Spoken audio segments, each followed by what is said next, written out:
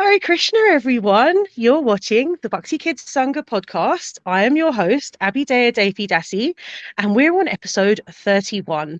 So before we go into today's topic, I just want to share some details about what we're going to be talking about today. So I just want to let everybody know that we are going to be discussing domestic violence today. There's no getting around it. That's our theme. We're talking about community awareness on domestic violence. So this episode is not going to be suitable for children at all. So if you have kids around and they're in earshot, find something for them to do. Give them a Krishna conscious book, put a Krishna conscious film on maybe if you have to. Get them nice and distracted. I don't normally advocate for screens, all of you that know me, but sometimes, it's useful if we just need to distract them for a little time. So this episode isn't suitable for children at all. It's for adult devotees only. And with that being said, I also want to share, in case this brings up anything for you this episode, just want to share with you the number for Respect Australia, which is the domestic violence helpline. And I've called them before to get information for people that I'm concerned about. So you can call on behalf of someone, you can call if it's triggering for you, and they can give you information about local services in your area. So please do call them if you need to. And if you're in immediate danger, just call 000 or your local emergency number as well. Okay. So with that being said, I'm going to introduce today's guest. So Krishna Rupa Devi Dasi is a Prabhupada disciple. She's a women's minister for ISKCON Australia. She's on the ISKCON National Council and she's based in New Govardhan, Australia. Everyone knows that's, my favorite place. I love New Govardhan. She received initiation first and second on Janmashtami, 1974, and she developed seminars in the area of devotee care. So all around spiritual well-being, sexual harassment prevention, prevention of family and domestic violence. She's a member of the SABHA, which is a committee that kind of works hand in hand with the GBC. As far as I know, she splits her time between Mayapur and Australia. And she's recently been a big sort of participant in 16 days of activism by the ISKCON Vaishnavi ministry. So if those of you who aren't aware of that initiative, have a look on the ISKCON Vaishnavi ministry YouTube page and Facebook page. There's so much information on there. There's so many talks. And I was watching some of the talks yesterday and they're really, I think, frankly, groundbreaking for ISKCON. They're really, really good. And they've got panels of devotees. There's Prabhus, there's Matajis together. And Krishna Rupa is there as well, lending all of her expertise. And I just think there's some really wonderful talks there. So at some point, go and check those out. So we're doing this episode on the back of the 16 days of activism because it's a very, very current topic at the moment and something that we're kind of all dealing with in ISKCON as a whole, I think, having that initiative. So I just want to quickly let you know why I wanted to make this episode before I bring Krishna Rupa in. The reason I'm making this episode is that, if we zoom out of ISKCON for a minute, let's just zoom out of ISKCON and look at the world or look at the country that we're living in.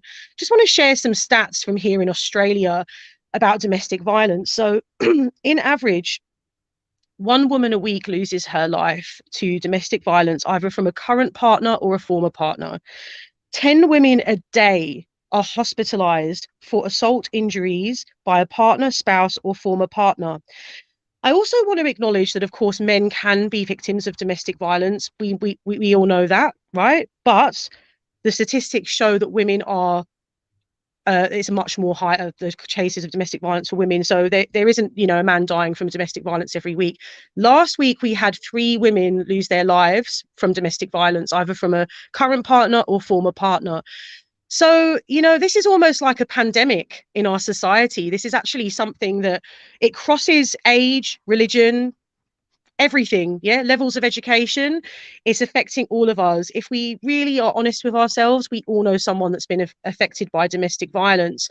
So I just felt like it was really, really important to talk about this on this podcast because this podcast is for families and children and their well-being.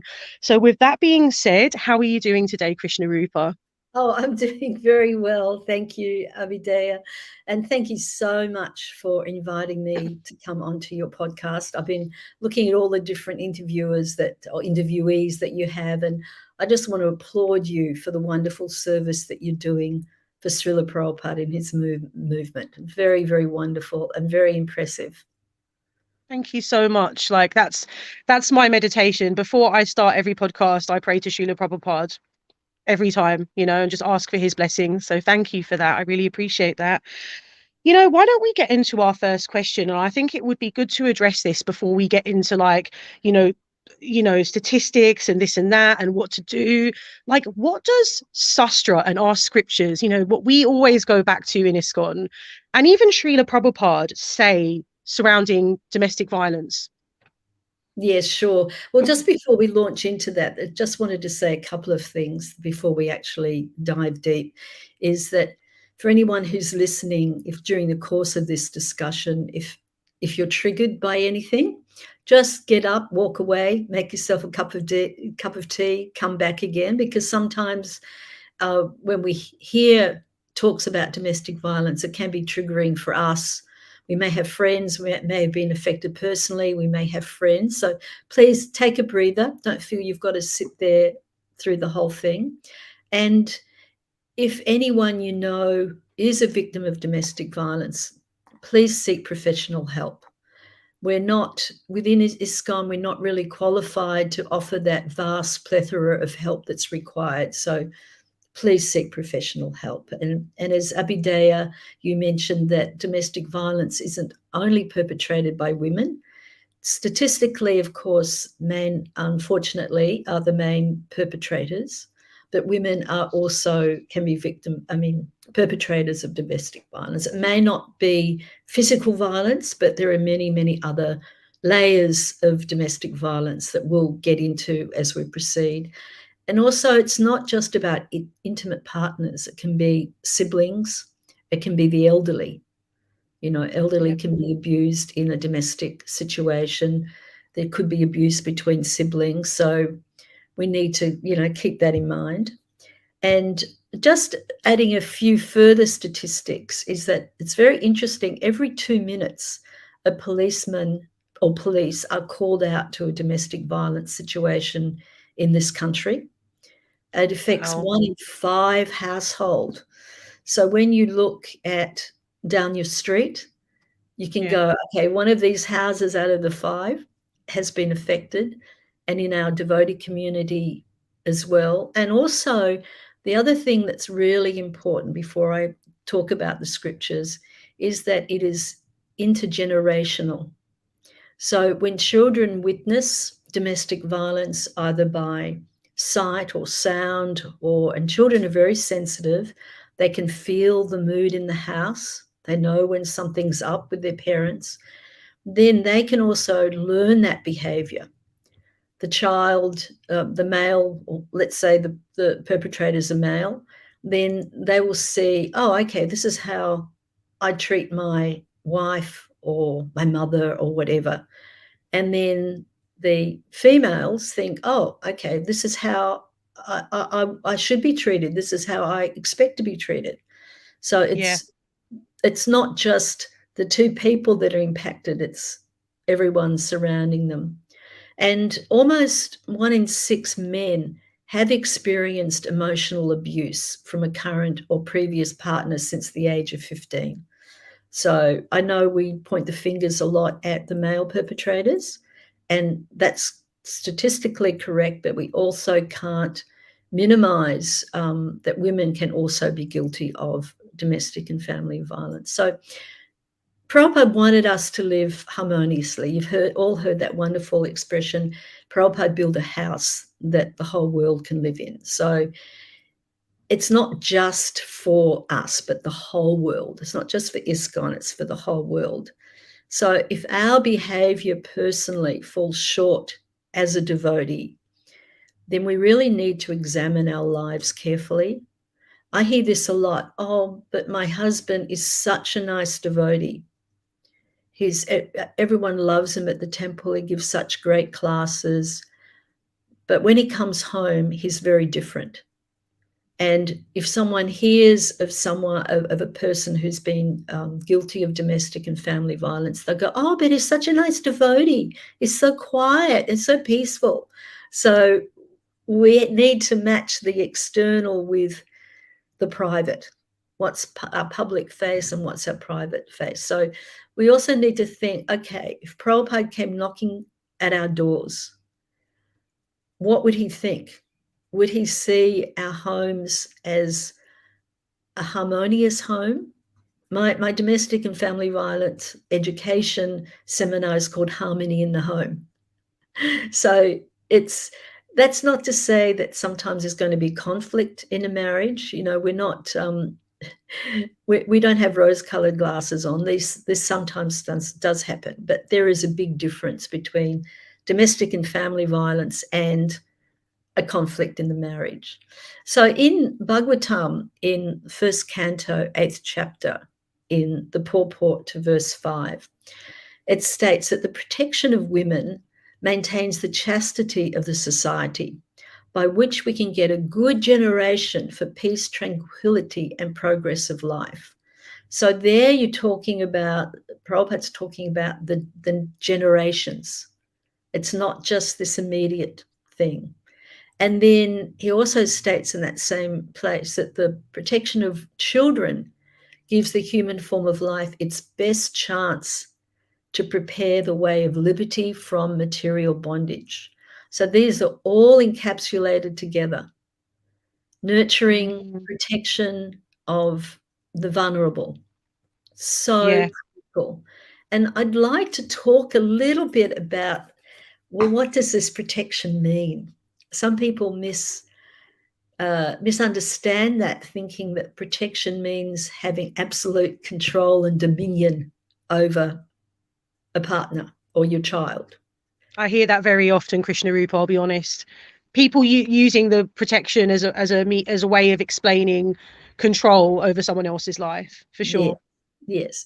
But it's that protection doesn't mean that power to lord it over your dependents or the vulnerable. But Prabhupada points out, actually, it means treating the wife and the husband as the best friend and a partner in service to Krishna and to Srila Prabhupada and your spiritual master. And Bhagavatam describes that marriage is a sacred trust. And in 4th canto, chapter 25, verse 36, it describes in the purport, the wife is the cause of all kinds of success in religion, economic development, sense gratification, and ultimately salvation. When one accepts a wife, it is to be understood that he's being helped in his progressive march towards liberation. So that's, you know, I mean, of course, there's many, many, many, many quotes about the importance of having that faith and trust. And Bhaktisiddhanta Saraswati Thakur himself talks about the fact that the husband serves the wife and the wife serves the husband. So it's actually a partnership. It's not that I'm the big boss man and whatever I say in the house goes. And if I don't have complete submission and complete control over you, there's going to be trouble. So that's against Krishna consciousness. That's uncivilized. So, you know, sometimes we read things like you know, the woman must be protected, etc.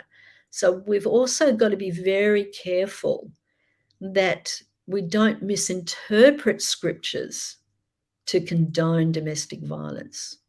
So say pulling out a quote from 11th canto where it says that subtle violence is much worse than physical violence. People can misconstrue that. But actually, the subtle violence is also domestic violence, and the physical violence is also domestic violence. So both are really as bad as each other. And no doubt you've all read this GBC resolution. This is a little flyer that I've created for our Australian temples. And in there is our GBC International Resolution from March 2020. So is it okay with you, Abhideva, if I read this out quickly? Sure, I've actually got it. I'm just going to bring it up on the screen so that the viewers can see it. Oh, great. So Here we domestic go. abuse is, I'll just read out the main Yep. resolution. Domestic abuse is indefensible, illegal in many countries, and never acceptable within the International Society of Krishna Consciousness, ISKCON, anywhere in the world. Any interpretation of Vaishnava religious or social teachings that condones, endorses, or justifies domestic abuse is rejected by the governing body commission, the GBC. So it's sometimes I have heard that a person will say, well, I'm in a domestic violence situation, but my spiritual master tells me I should just tolerate it, that it's my karma. I should just tolerate it. So what I say in those incidences is, I'm really sorry to say that your spiritual master does not understand what domestic violence is. Because domestic violence, if you, in fact, one lady was told, okay, well, just when things get bad, just go away for a little while, go and stay with some relatives or some other devotees, and when things calm down, then come back. But unfortunately, they're not aware of what's known as the Duluth wheel of domestic abuse, which is you have that explosive period. You then have a period where the partner will, the victim will leave or threaten to leave, and then there can be remorse by the perpetrator. I'm so sorry. I only did this. I just love you so much. I just got jealous or this or that. Please don't leave me. If you leave me, I'll kill myself, etc., etc. And even if the wife or the intimate partner does leave for a time, often she'll be coerced back. I'll never do this again. I love you. I promise I will never do it again. And then there's a period, what's known as a honeymoon period. And then slowly, because this is repeated behavior that this person, the perpetrator, has learned works, then everything becomes more explosive again. Builds up, and then it explodes. And then the same thing will happen. So getting advice like that actually does no one any good, because the perpetrator is not going to be changed. He'll continue to commit the terrible Vaishnava aparad, or she will continue to continue the terrible Vaishnava aparad, and it will just go on and on indefinitely. So I think every one of our leaders should be well aware about domestic violence. And then getting back to the sastra. So in the 7th canto, and I only actually came across this quote recently. I have obviously read it before, but it hadn't hit home to me. In 7th canto, chapter 11, 28, in the purport, Prabhupada says that actually a woman does not need to serve a fallen husband. Now, a fallen husband can mean someone who doesn't follow the principles, but it can also mean someone who uses violence in the home. I consider that person fallen. And in fact, in Japan, Prabhupada was visiting there, back in the day, and I heard this directly from someone who had been there. And a young American couple had come to visit Prabhupada, and he received a report that the husband was hitting the wife, was beating the wife. And Prabhupada's response was not, oh, just tolerate it. She should just tolerate it. It's just her karma. No, he said that any man who beats his wife is a dog, and she should leave him. And then I had that verified with the person that was there. I wanted to make sure that it wasn't just, one of those Prabhupada says that we can't verify. And then I came across this purport in 7th canto, and Prabhupada says, I'll read it out. It is not that a chaste woman should be like a slave while her husband is Naradhama, the lowest of men. Although the duties of a woman are different from those of a man, A chaste woman is not meant to serve a fallen husband. If her husband is fallen, it is recommended that she give up his association. Giving up the association of her husband does not mean, however, that a woman should marry again and thus indulge in prostitution. If a chaste woman unfortunately marries a husband who is fallen, she should live separately from him. A man who, and that's the end of the quote. So in my opinion, how I understand that is that a man who uses violence in the home, or a person who uses violence in the home, fits into that category of being fallen. So, and then we look at a morning walk in Bombay, and Prabhupada said, and I'm speaking about this in connection with the fact that it's Vaishnava Parade. Prabhupada says, but these women are not ordinary women. They are preachers. They are Vaishnavas. By their association, one becomes a Vaishnava. So, yeah, this marriage, targeting the abuse within a marriage, not talking about elder abuse or abuse between siblings, but it's such an important relationship. It's a sacred trust that you have with other. Now, and then there's another quote that sometimes can be, well, not really. This one can't be misused, but the next one can. So in this one, it's in 3rd Canto, chapter 23, verse 1 in the purport. Prabhupada says, the wife is dependent on the husband, and if the husband is a Vaishnava, then naturally she shares the devotional service of the husband because she renders him service. This reciprocation of service and love between husband and wife is the ideal of a householder's life. So Prabhupada uses that term, reciprocation of service and love. And I know that I'm also a member of the editing review panel, which is a group of 7 devotees from around the world who are examining any proposed edits to Prabhupada's books. And we examine it in great depth. Even a comma change we will talk about for half an hour. So I know that Prabhupada chose his words carefully. And there's that wonderful story where Prabhupada was sitting there in the early hours of the morning and had cradled his head in his hand. And his servant said, oh, Srila Prabhupada, can I get you anything? Do you have a headache? And Prabhupada said, no, I am just thinking of the right word.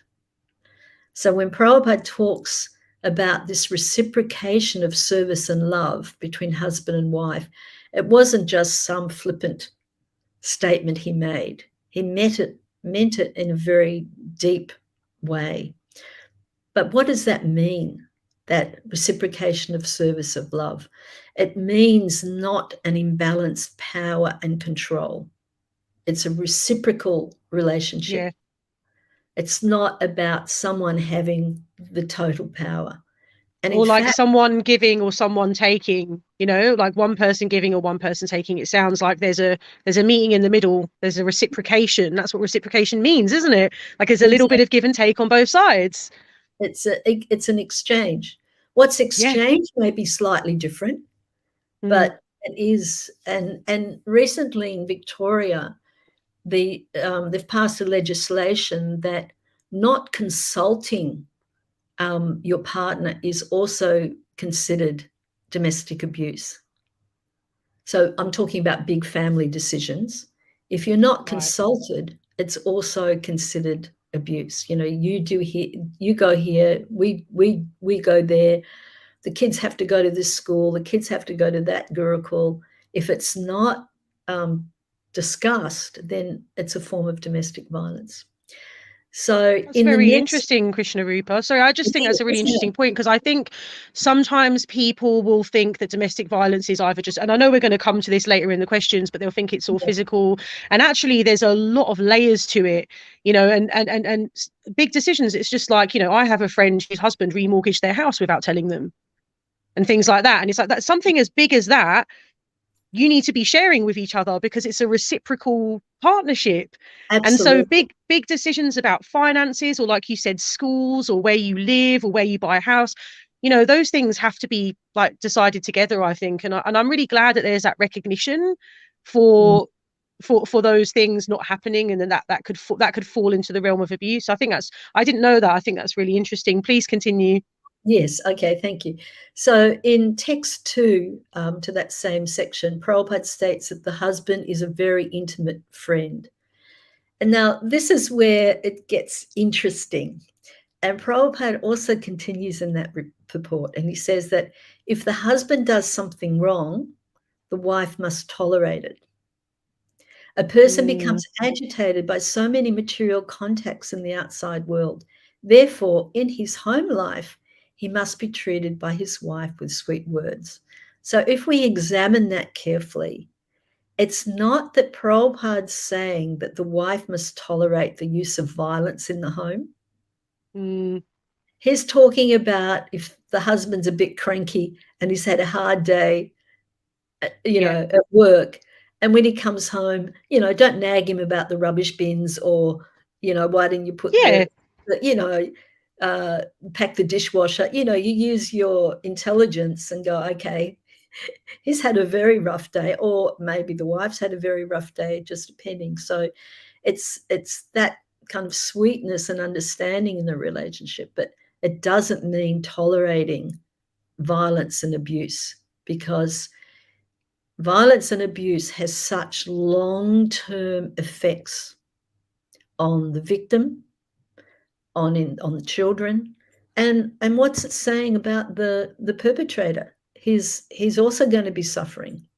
And then in the 4th canto, and I'm coming to the end of, I can't spend two hours talking about all the quotes, but in 4th canto, Prabhupada says, however low a person may be, he is never unkind to his children, his wife, and nearest kin. Even a tiger is kind to its cubs, for within the animal kingdom, cubs are treated very nicely. So, Prabhupada's stressing that. And look, if there's a conflict in the marriage, go and seek professional help. Learn how to communicate, with nonviolent communication. There's so much professional help that you can seek. But when there's domestic violence and that becomes repetitive behavior and causes fear and worry for your safety, then that's a whole different ball game. Ordinary marriage counselling won't work for that. There has to be separate counsellor for each of the partners, and it must be done by counsellors who work in the field of domestic and family abuse. And I recently spoke to a wonderful devotee who does work professionally in that area, and he works specifically with men who have been jailed for domestic violence, outside of ISKCON I'm talking about. And I said, with this counselling, how effective is it on men who perpetrate violence? And he said it can take more than 100 hours of counselling, and even then not always successful. Can I weigh in a little bit of why I think that is? Yes. It goes back to what you were Yes. talking about the cycles, because those people will have witnessed either in their immediate home or in their family that was normal. They've then learned that as a behavior, just like walking and breathing and eating is normal. They've just learned that, and then I'm not trying to condone it, but what I'm trying to do is like pull apart the how. And so that they've learned it from their family, and then they're carrying it over into their family, and then that cycle then continues. And I think that's why it's a bit like, look how hard it is to give up, even something, when you first come to the regulative principles and you give up drinking and you give up smoking and you give up all those things, like entrenched behaviors that you've learned over years and years are very like hard to give up. So it almost doesn't surprise me that it takes so many hours to chip away at that conditioning, because it's like layers of conditioning that's been built up over maybe generations. Absolutely. You're absolutely correct. And interestingly, this devotee also told me that a woman who was a victim of domestic and family violence, she was a speaker, and she had gone to a prison to speak to the male prisoners and explaining to them, obviously some of them were in jail for domestic abuse, and her explaining to them what it was like for her being on the other end of the stick, so to speak, using a bad pun there, and that really moved them also. So, like you were saying, there's a lot of learned behavior. Well, that's how my dad treated my mum. That's how my grandfather treated, uh, his daughter. That's how my grandfather treated my grandma. And it goes on. And, you've got a question later on about certain cultural groups. So I won't go into any more depth here. So I think we've established pretty effectively, hopefully, that the Sastra does not condone domestic abuse, and it's against our GBC resolution to misuse the scriptures to condone it. Yeah, absolutely. And I just wanted to add as well that there are, in our Sastra, there's Mahapapa, which are great sins, the greatest sins. And physical abuse and causing the death of cows, brahmanas, women, or children fall under Mahapapa as well. I just wanted to let everyone know that as well, and add that they are considered to be, out of all the sins, some of the greatest to cause physical or harm to children, women and children. So I feel like there's a lot of sastric evidence to tell us that it's not okay. Yeah, it's definitely there. I mean, it's in there as one of the great sins.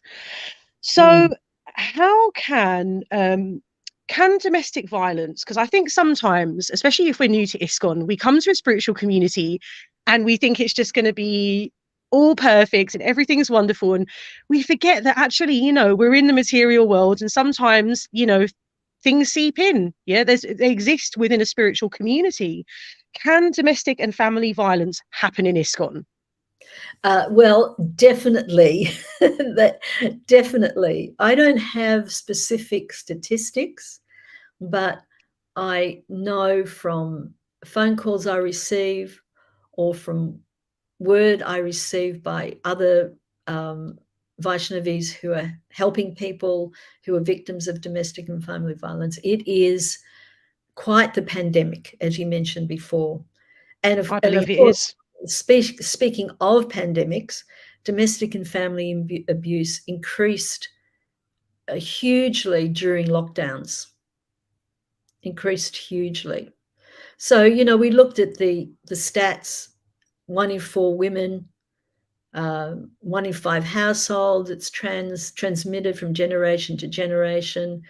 16% of men have experienced emotional abuse from current or previous partners, maybe even physical abuse. So we can see, if you imagine that this is the material planet that we're on, this is the macrocosm, then, and ISKCON's a little microcosm. So where do our members come from? Yes, ultimately we come from the spiritual world, but we come from the material atmosphere.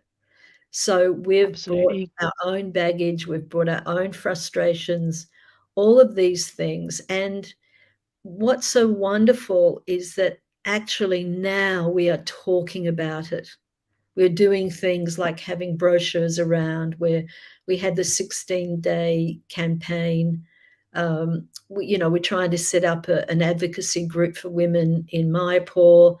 In Australia, it's mandatory, if there's any domestic abuse situation that the authorities know about, or the local women's representatives know about it, they have to let me know. I don't have to know the details, but I have to know it's occurred. So then I can follow through.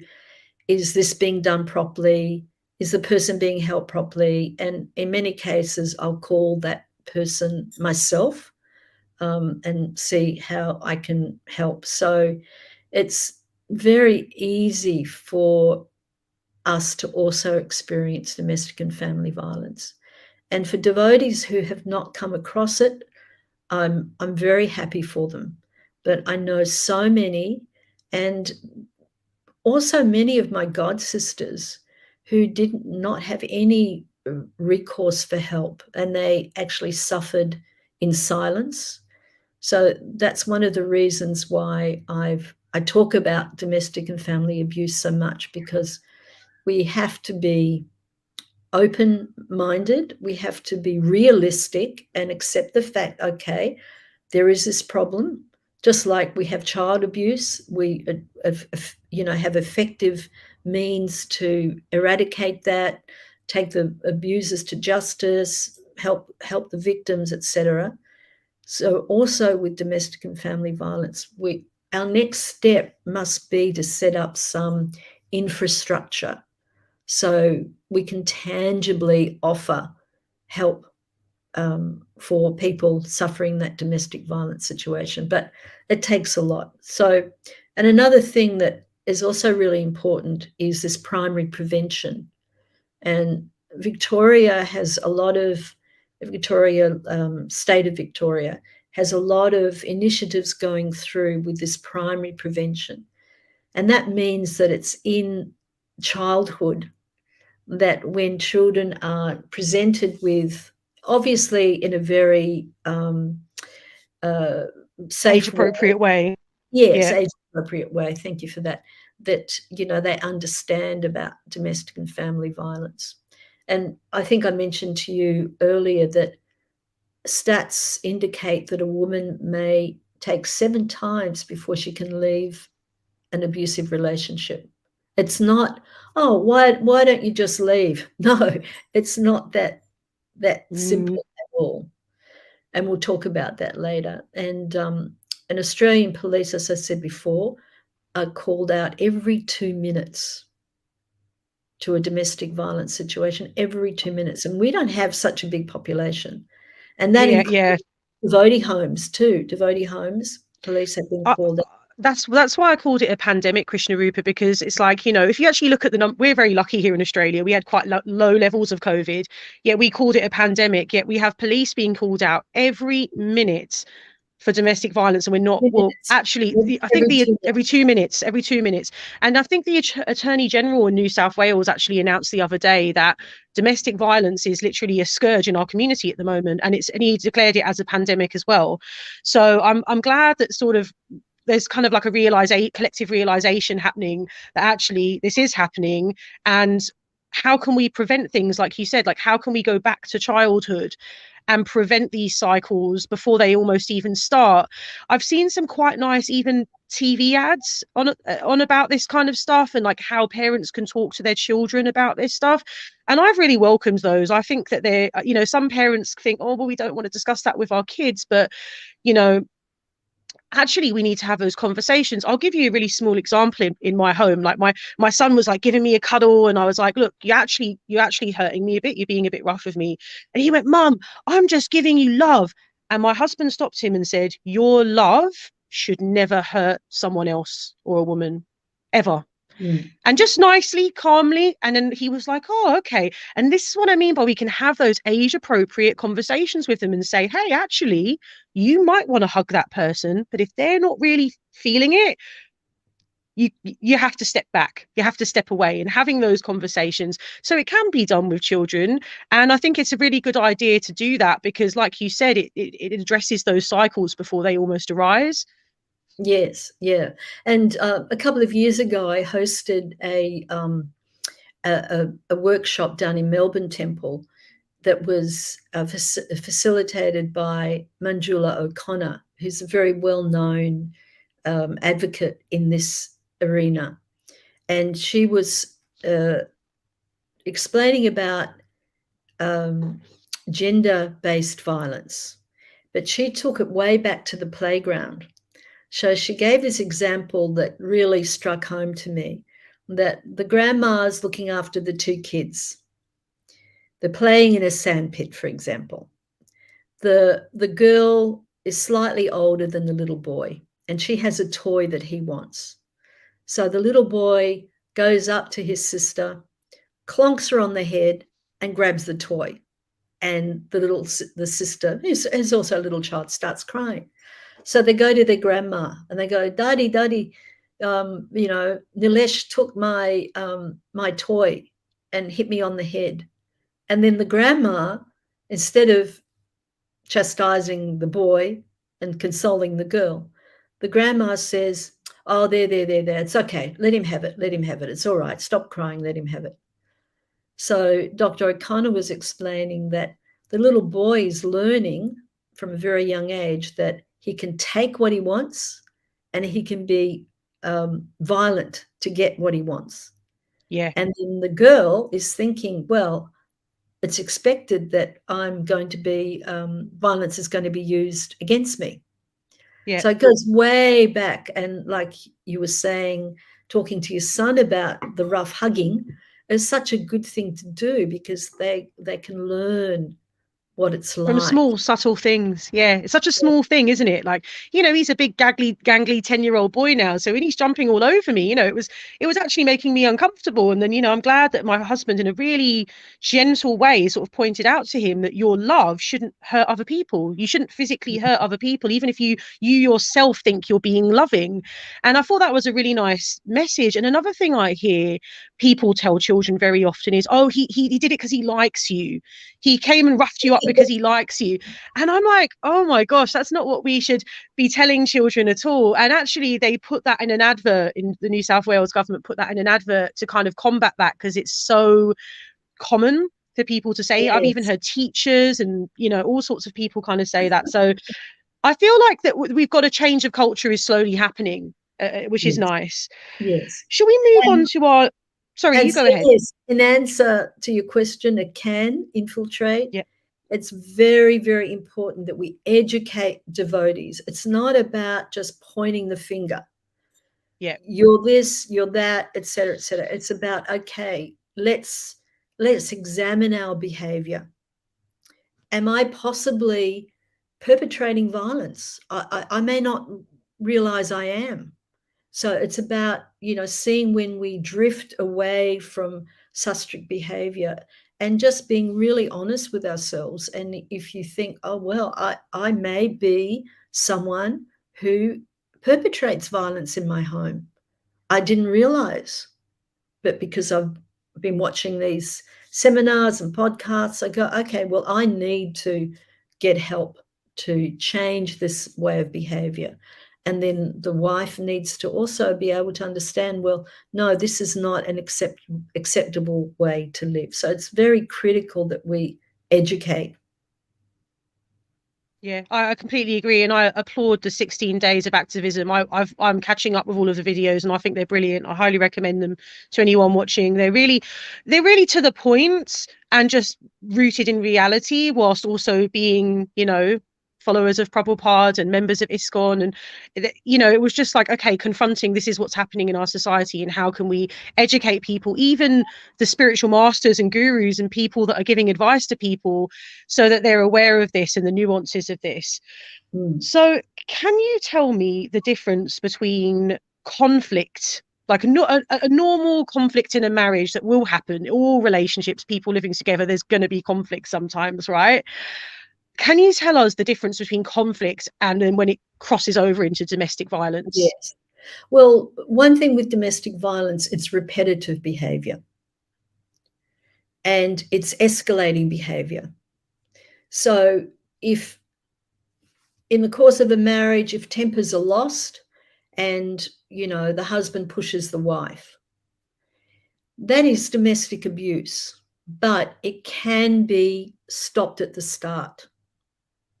That's when the person who's being abused, and I'm deliberately using non-gender specific language here, that's when you nip it in the bud and you say, no, if you push me again, or if you do that to me again, or if you say that to me again in that way, I'm leaving, because this is abuse.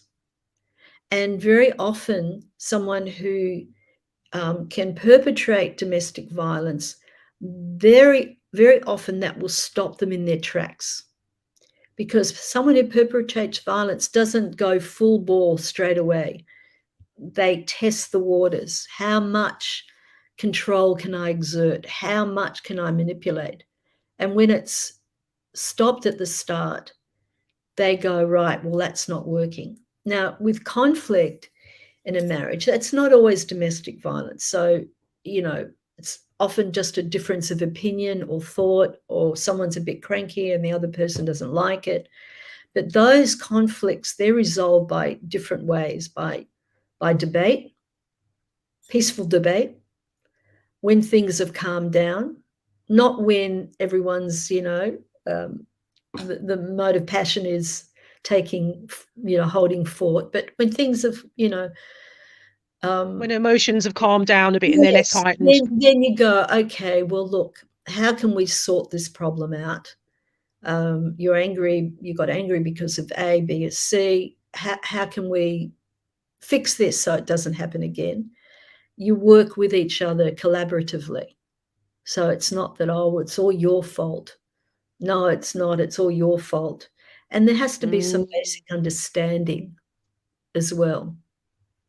So if you do have a conflict in a marriage, and I'm not talking about a one-off argument, but if this is kind of becoming something that's happening often, please, seek professional help.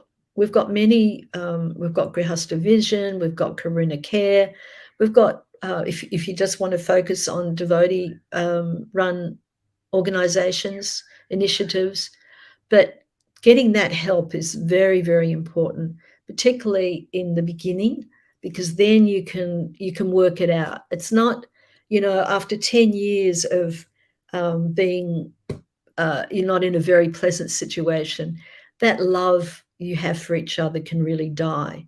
So you want to be smart, just like when you start getting sick, what do? You take a rat's test and go to your doctor. So if you're having conflict in your marriage, take the temperature of how things are going between the partnership. How's it going? Let me look at how we can improve. And if we need help in receiving improvement, let's just go do it. It's worth the money, Yeah. But they don't make you feel unsafe. It may make you feel a bit hot under the collar, but they're not violent. You don't fear for your safety. So in order to see the difference, so I think we should have a look at some definitions. So domestic and family violence, that happens when one person in the relationship uses violence or abuse to control the other person. Now, sometimes it might be both of the partners you being abusive to each other. The husband abuses the wife domestically abuses the husband. It's still domestic violence. And that can be things, just belittling, constant belittling, intimidation, harassment, not necessarily only physical.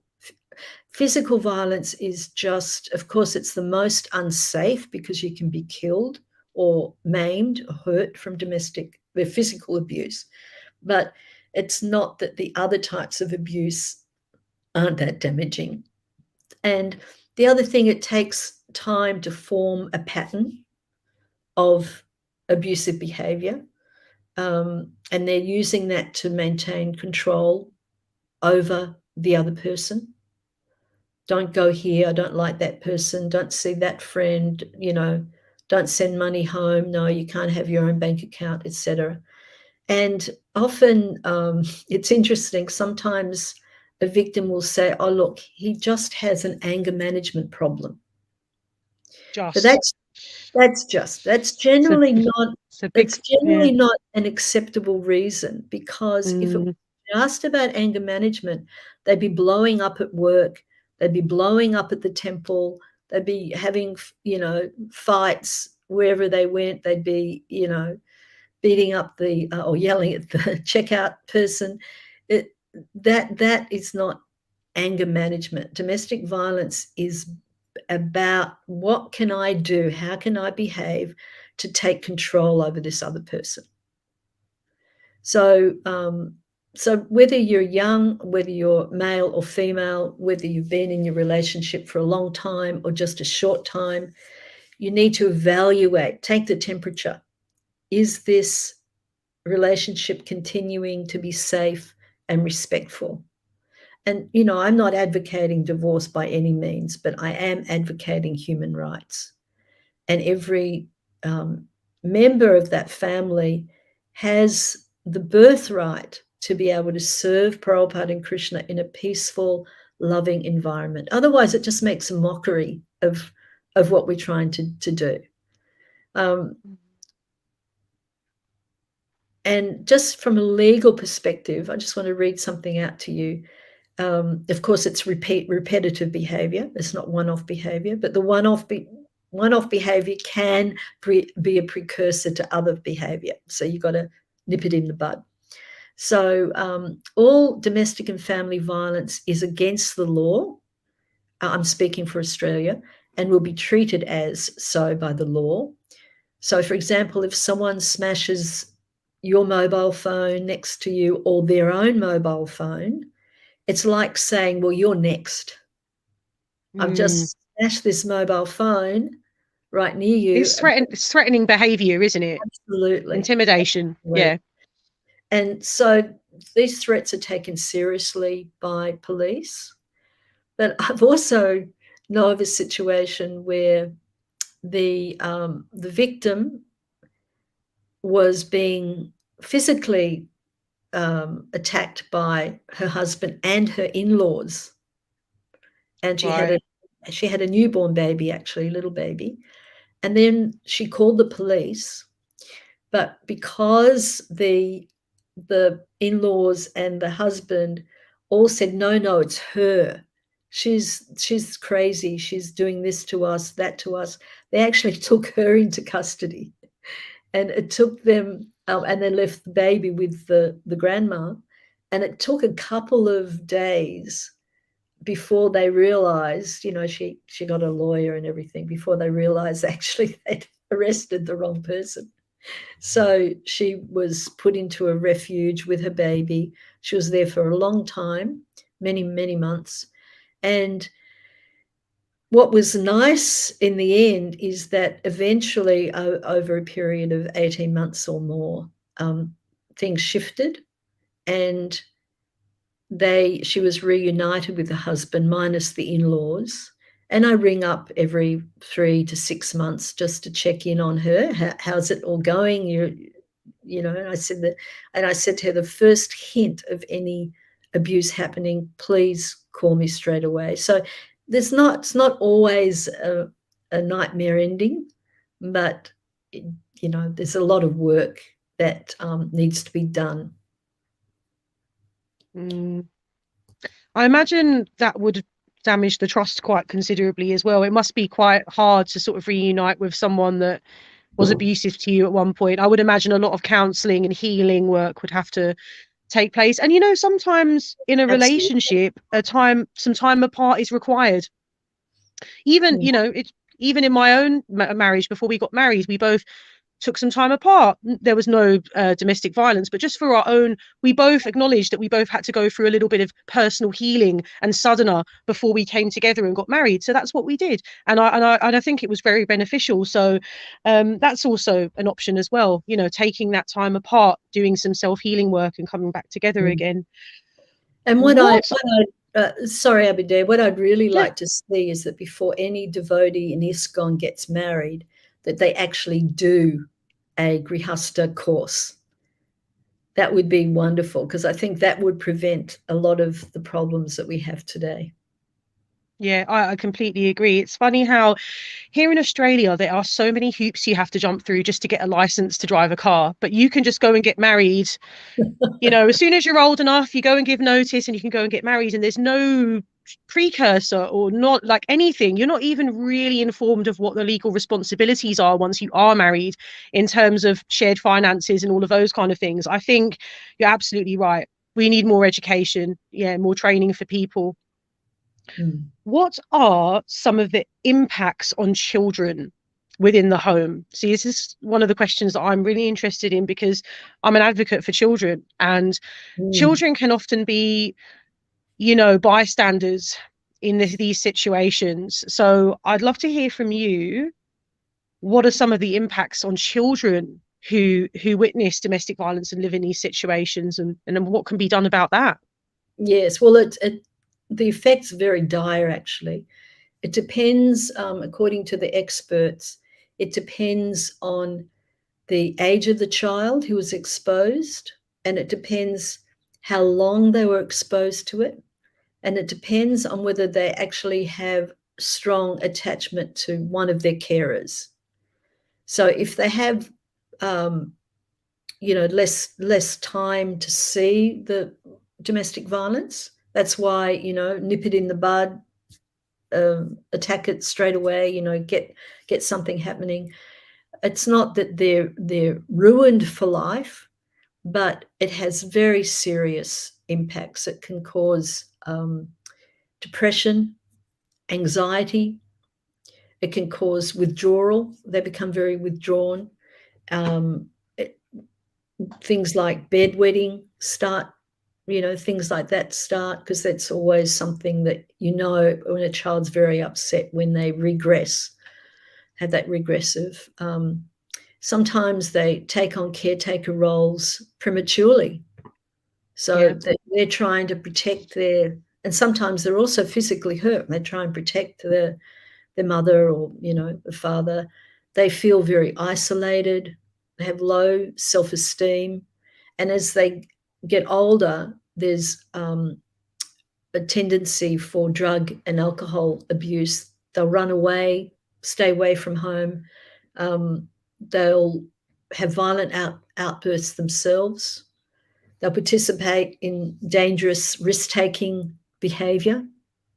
It's all speaking to this emotional turmoil inside.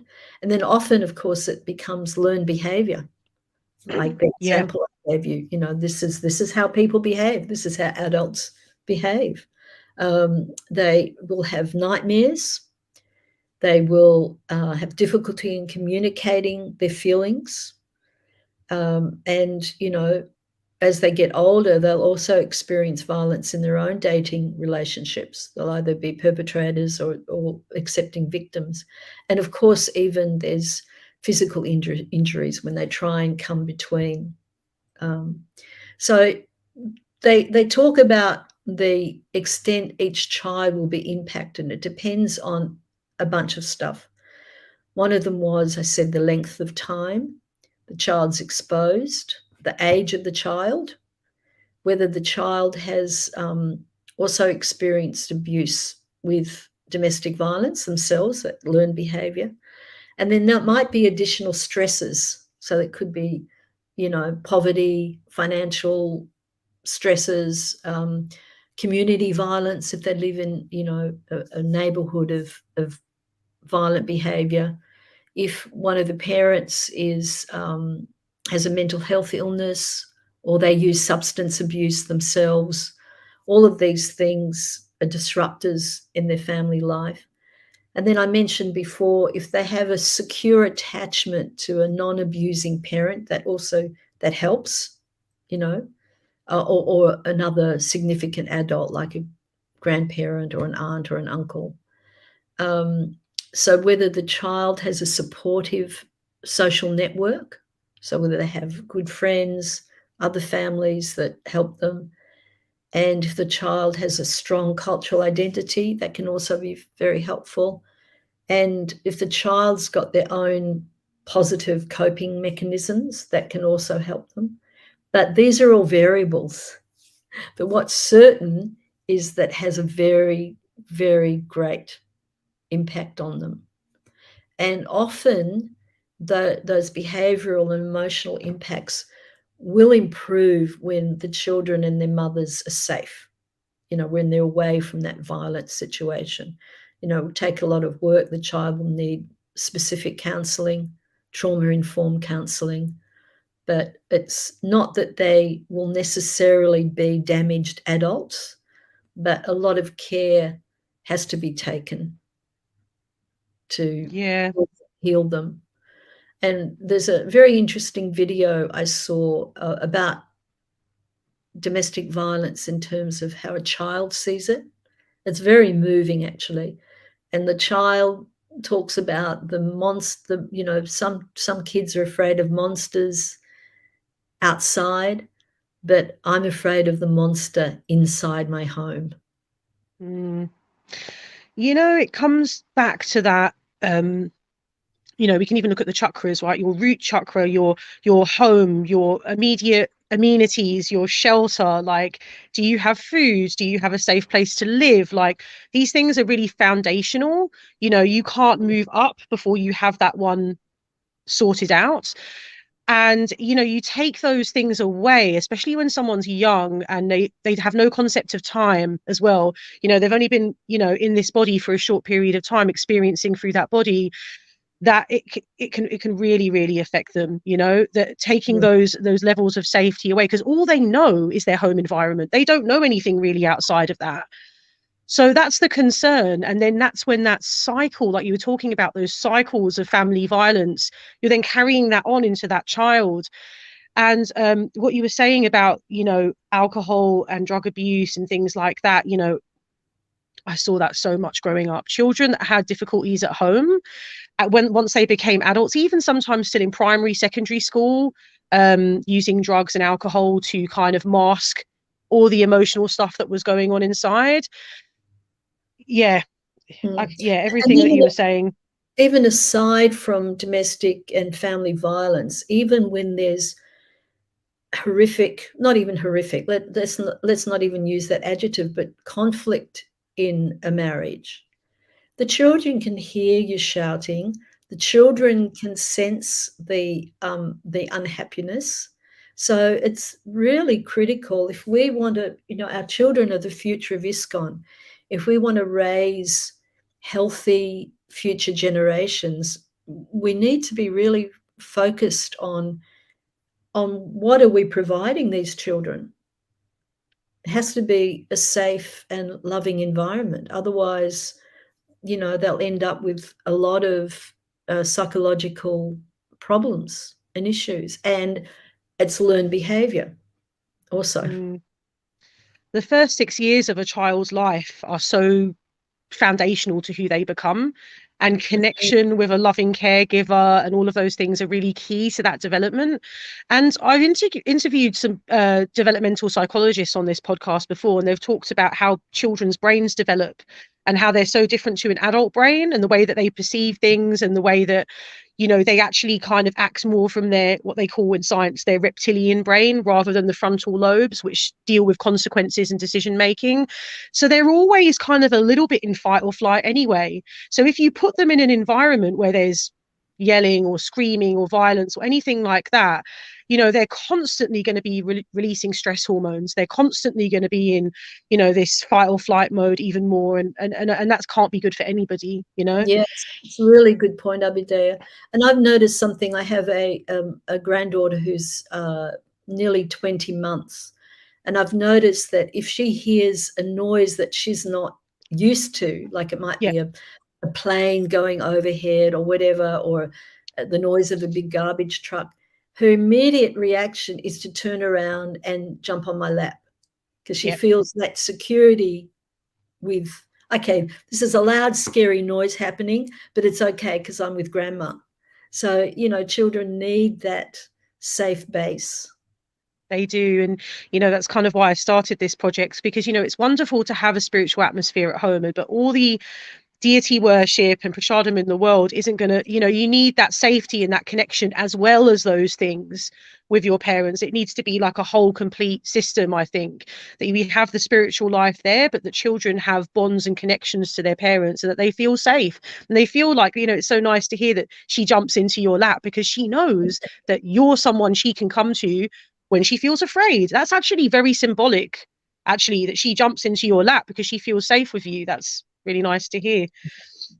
So I wanted to ask you, are there any cultural factors at play with domestic violence, even in like terms of how it's viewed? Is it recognized? Is it reported? I sometimes wonder, are there cultural aspects to this? Because when we look at domestic violence statistics, there's certain countries I've noticed that seem to have higher rates than others.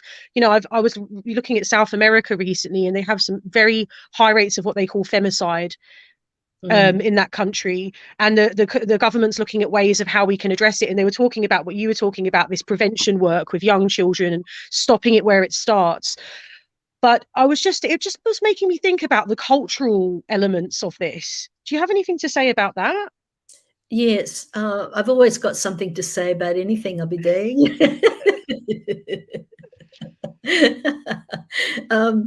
Well, first off, it's domestic and family violence. In Australia, we call it domestic and family violence. In America, it's domestic abuse.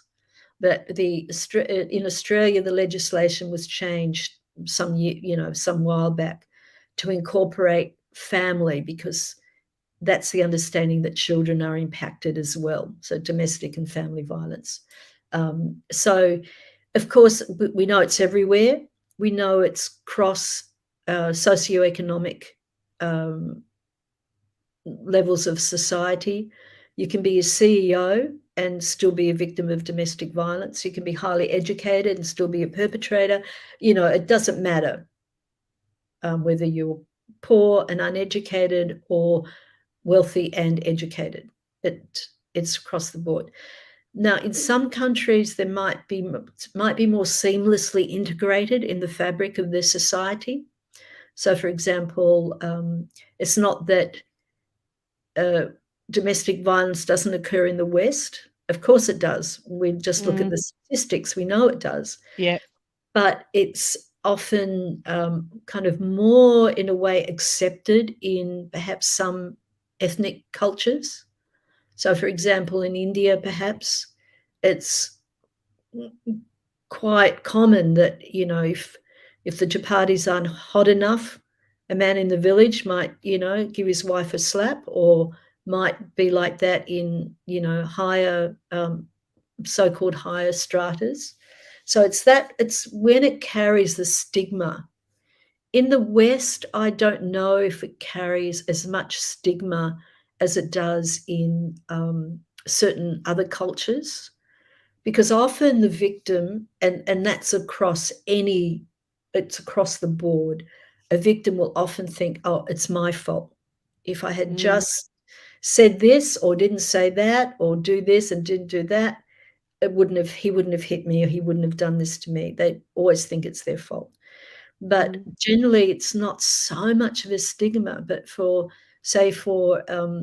perhaps an Indian lady, it's terrible stigma for her that her A, to leave the marriage, and then B, to even report it. It takes a lot of courage. So I think that it's also it's about the education. So a victim who doesn't know what constitutes domestic violence, she may think, well, this is just normal behavior.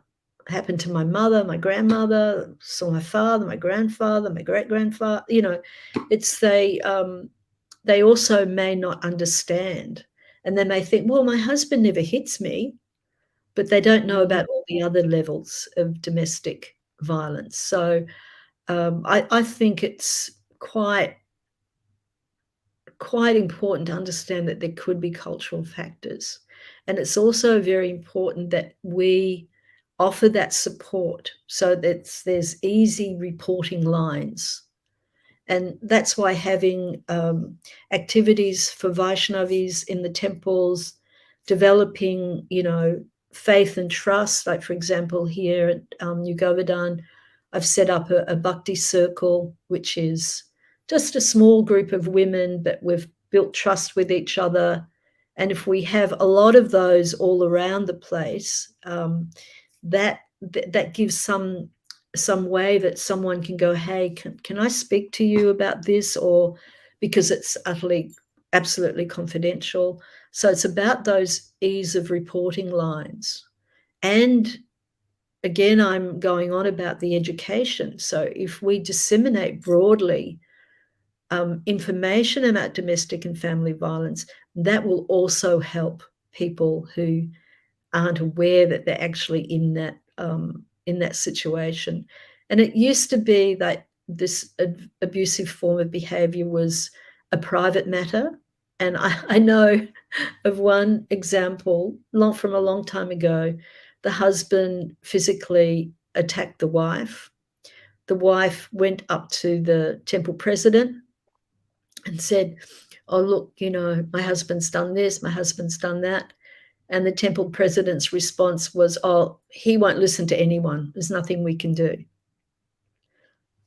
I don't think that would happen now, but it's not that we can't be active bystanders. And we'll talk about that a bit later too. That's also very, very important, how that's dealt with. But having education, that ease of reporting, building up relationships with each other, all of these can be very helpful.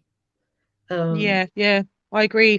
Female support in the temple, like there's been sort of instances in our community where women have left due to domestic violence, and when they've reached out and asked if there's somewhere to stay, or there's not a resounding help. It's even from the other women. And Mataji sort of expressed to me a couple of weeks ago that she's not being added to the Mataji's WhatsApp group because she's divorced. So I think we sometimes do Seriously? Seriously. She's not being added to the Mataji's WhatsApp group because she's divorced. And she was talking to me because she knows I am divorced, so she knew I would be empathetic to her, and I've been in that situation, and I am also divorced, so yes, absolutely. And I will be honest and say that I did feel like there was a little bit of stigma attached to me being a divorced woman with a child, and I did feel that there was some uncomfortableness around that. And there's also the element of, I'm half Indian as well, so I get that conservatism sometimes from the Indian community of like, oh, but you're divorced. And I'm just trying to normalize it, and say, look, that's just the reality of what happened with me. I am divorced, and just being honest about it and being honest, having an honest conversation. But I do feel like what you're saying, the women as well could kind of band together in the community and be more supportive of the other women who maybe are divorced or going through a domestic violence situation, offer to help cook meals, offer to help give lifts. I've helped women apply for Centrelink and things, and domestic violence bursaries and things, because a lot of the time they don't know how to access those things. Yes. So there's actual tangible help that can be given in that regard to help someone who's in that situation, rather than kind of excluding them, say, from the WhatsApp group or from the community. It's very narrow visioned, and not something Prabhupada would be pleased with at all, And I saw recently a message from the New South Wales police force to perpetrators who are abusing their partners, children, or family members. And it says, unlike other crimes committed involving personal violence, the New South Wales police force will know who you are. At some time in the future, you will come to our attention and you will be held to account for your actions. It is just a matter of time. Your partner, the victim, is not responsible for your behavior. You must take responsibility for your actions and stop the abuse and violence now. If you need help to change the way you behave, then you should seek help. It is up to you. So, end of quote. So, very critical. Education. Leaders need to be educated. We need to be educated. And when there is someone that you can see is suffering, maybe suffering from the result of domestic and family violence, you should be there to be able to help them. But I think that's one of your questions later on about being an active bystander. So perhaps we can go into that then. Yeah, sounds good. So I'd like to ask you next about different forms of domestic violence, because I think there's a bit of an old-fashioned assumption that it's all physical. And I think throughout this talk, we've actually sort of started to kind of wheedle out that actually there's so many different forms of domestic violence. So can you tell us a little bit more about that? Yes, okay, yes, well, there are many different aspects. Physical violence is just one of them. And so, as I said before, whether you're young, old, been in a male or female, been in a relationship for many years or just a little while, it's important to keep evaluating your relationship. That's really important. And it's multifaceted. So I can tell you there's many, but there's the physical abuse, there's sexual abuse. So I'll list them and then I'll drill down into a bit more detail after that. So there's physical, there's sexual abuse, there's verbal abuse, there is emotional abuse, there's psychological abuse. Those two are quite similar. Psychological abuse is about gaslighting, and I'll talk about that in a sec. There's cultural abuse, there's spiritual or religious abuse, there's cyber abuse, there's financial abuse, there's things like restricting social access, excluding from decision-making, which I've mentioned earlier, and then there's things like elder abuse. You abuse your elderly family members. So it's not just about intimate partners. It can be between family members, as I said earlier, siblings, elderly parents, but it's typically where the perpetrator exercises control and power over another person. But the most common is that intimate partner abuse. So if we look at physical abuse, we'll unpack it a little bit. So, physical abuse, the extreme is killing the partner. That's the most extreme. And you mentioned earlier about 1 woman a week in Australia, and 1 man a month in Australia is killed. These are like 2017 statistics. Because statistics don't come out every year. They do studies and then they roll them out. Then there's things like strangling, choking, spitting, trying to suffocate, kicking, slapping, hair pulling, pushing, shoving. Then it also incorporates things like reckless driving. So if the perpetrator's driving the car and he's, having an argument and then he just drives faster and faster and faster, and then the passenger or passengers in the car are feeling like he's going to kill them or they're going to be killed, that's also physical abuse. Throwing objects, might throw something at you but not to hit you, but right next to you at the wall, punch a door, punch a wall near you. That's also physical abuse. They can lock you inside or lock you outside.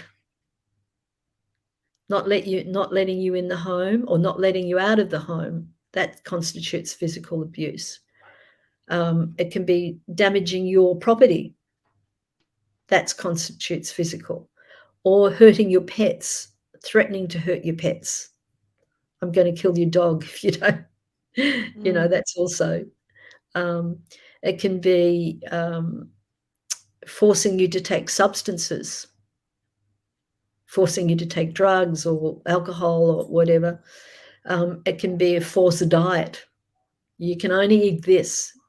You're too fat. You can only eat and restricting what they eat, or withholding access to medical help,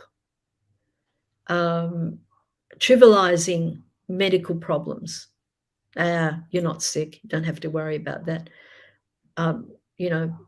Taunting someone in a vulnerable state.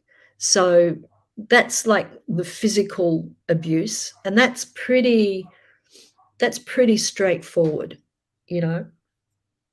being pushed, being shoved, being threatened. Then there's sexual abuse. So in Australia, marital rape is a crime. So someone who commits marital rape, forcing or coercing their partner to have engage in sex with them, that's a crime. Or pressuring you to have sex when it's clear that the partner doesn't want to engage in sex life. I'm not talking about, the regulative principles. I'm not touching in that arena. This is just the general concept of sexual abuse. Or it could also mean being made to feel very guilty if you refuse to have sex with your partner. And it's any unwanted or forced sexual behavior without your consent, And interestingly enough, marital rape, I've got a bit of a history of when marital rape was criminalised. So it started in South Australia in 1976. Before that, it wasn't a crime. My research has indicated full criminalisation, that was partial criminalisation. Full criminalisation started in New South Wales and Victoria in 1981. And Queensland criminalised marital rape in 89. But in the Northern Territory, it wasn't until 1994 that it was. Wow. So that's really interesting, isn't it? So then we come to verbal abuse. Okay, so verbal abuse is, the insults, the put downs. Oh, why don't you look like so-and-so? You need to lose weight. Oh, you didn't look like that when I married you. Now look at you. Name calling, you stupid this, you stupid that, you're insane, you crazy woman. Sarcasm, fault finding, lying about you, public humiliation, threats, dominating a conversation, not letting you speak. And then there's yelling and shouting, always correcting you, finding fault. And then there's also gaslighting is a form of psychological manipulation. And gaslighting, it's very interesting. It seeks to sow seeds of doubt in your mind, right? That it questions your own memory, your own reality, your perception, and your sanity. And it's interesting. Gaslighting, I've never seen this movie, but Gaslighting was the name of a movie I think it was called Gaslight. And I think it was made like in the 40s, 30s or 40s, something like that, or 50s. And it's about a wealthy man of the world who marries a young opera singer. And he proceeds to use psychological abuse on her, gaslighting, causing her to doubt herself, her own insanity.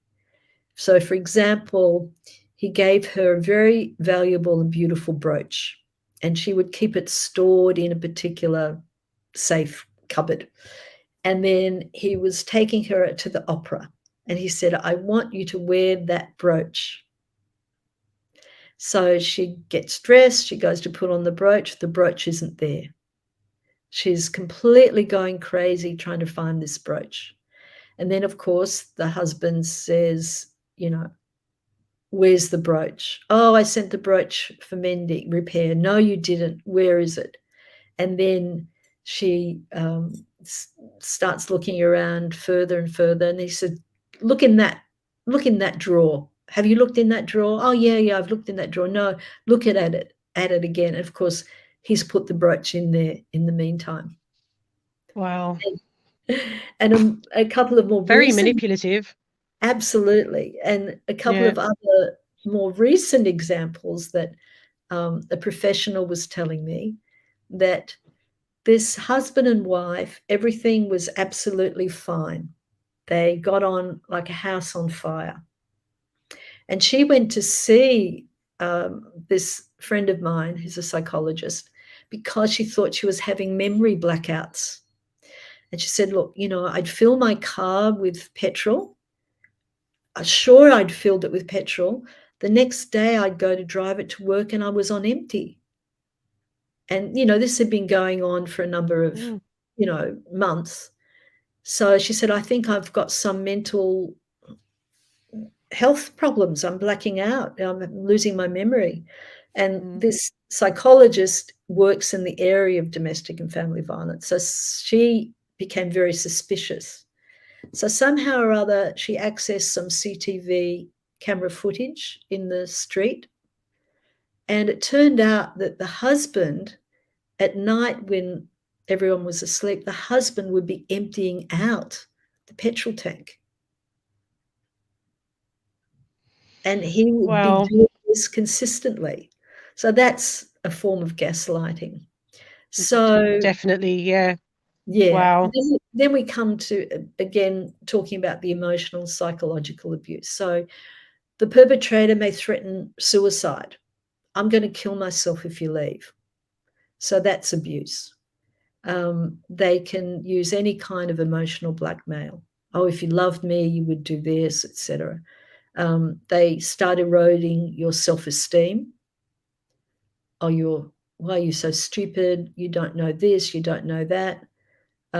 They can start implying that you're mentally unwell to their friends. Oh, my wife's crazy. She does this, she does that. They can be spreading rumors about you to their friends.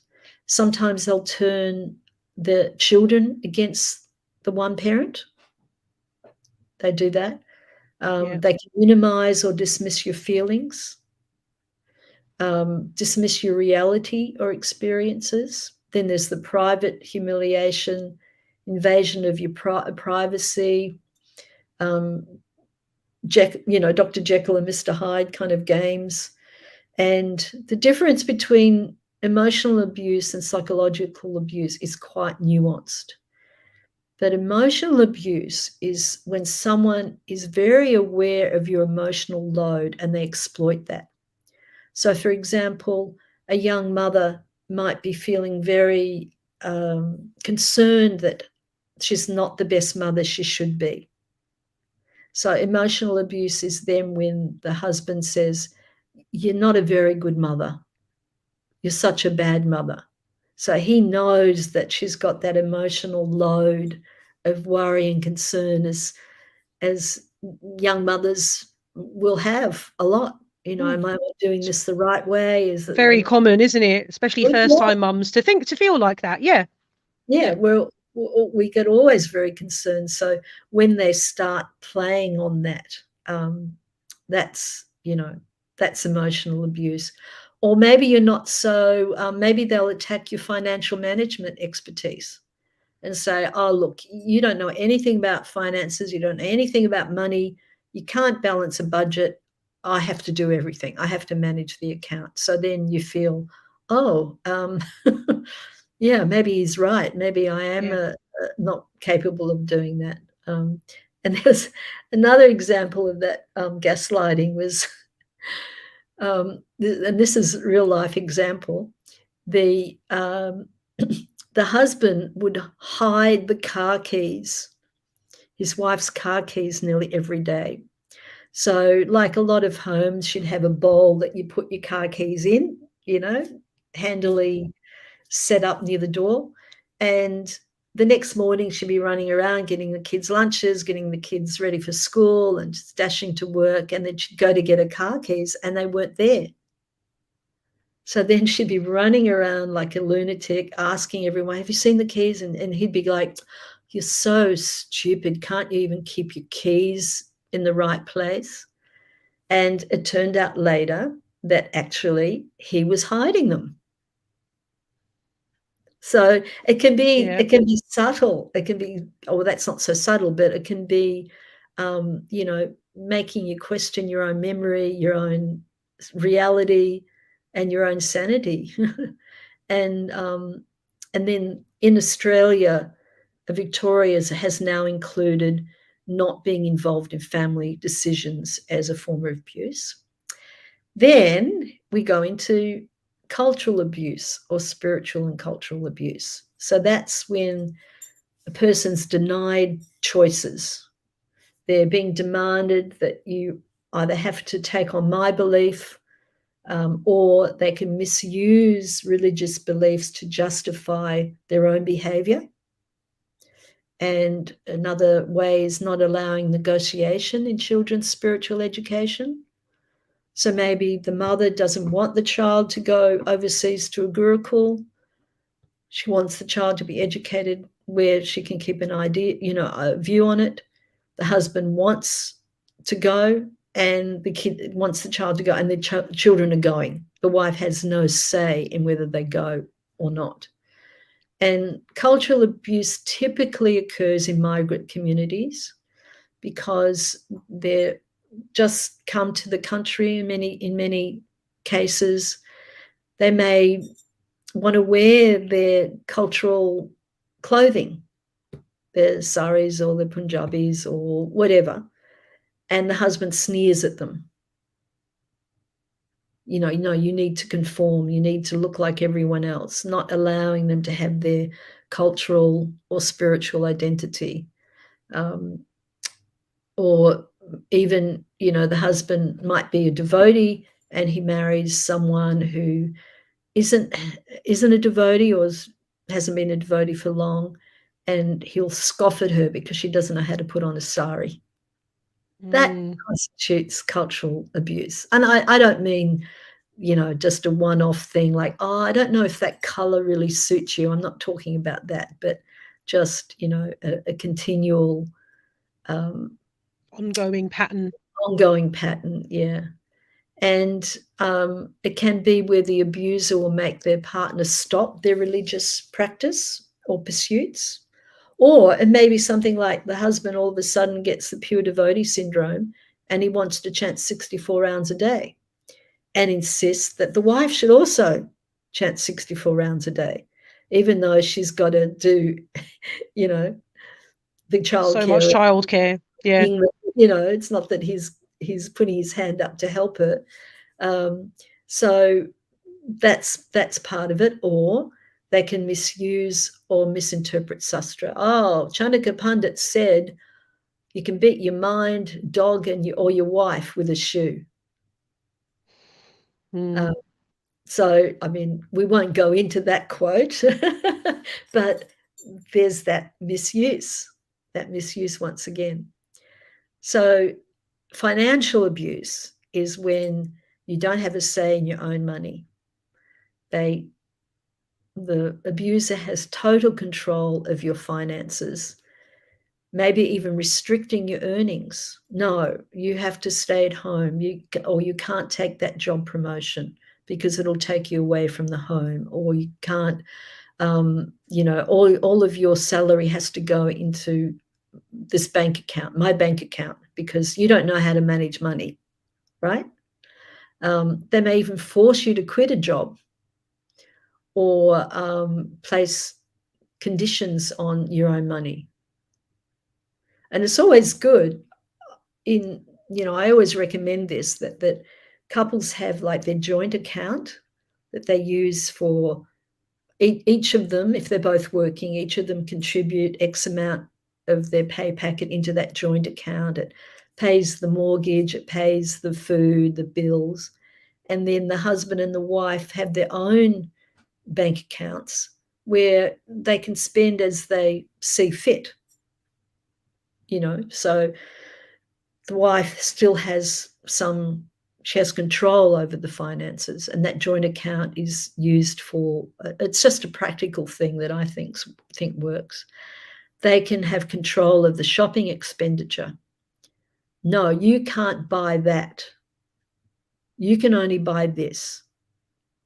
Or they may not even, they may give you $100 and say, well, you have to feed the family on that. It just varies. They may conceal their own assets. That's also financial abuse. Mm-hmm. That often happens.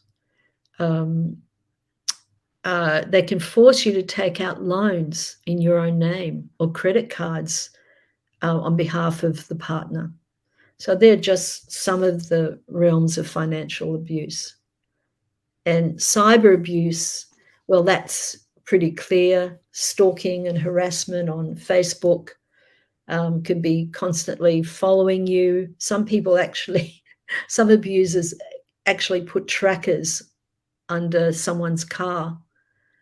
Of course, you can track the phone these days as well.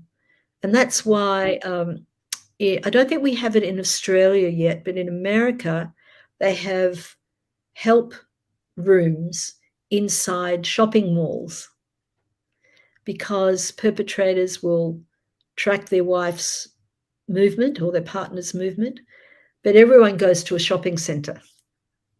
Where did you go? Oh, I went to the mall. And they can see that you did go to the mall.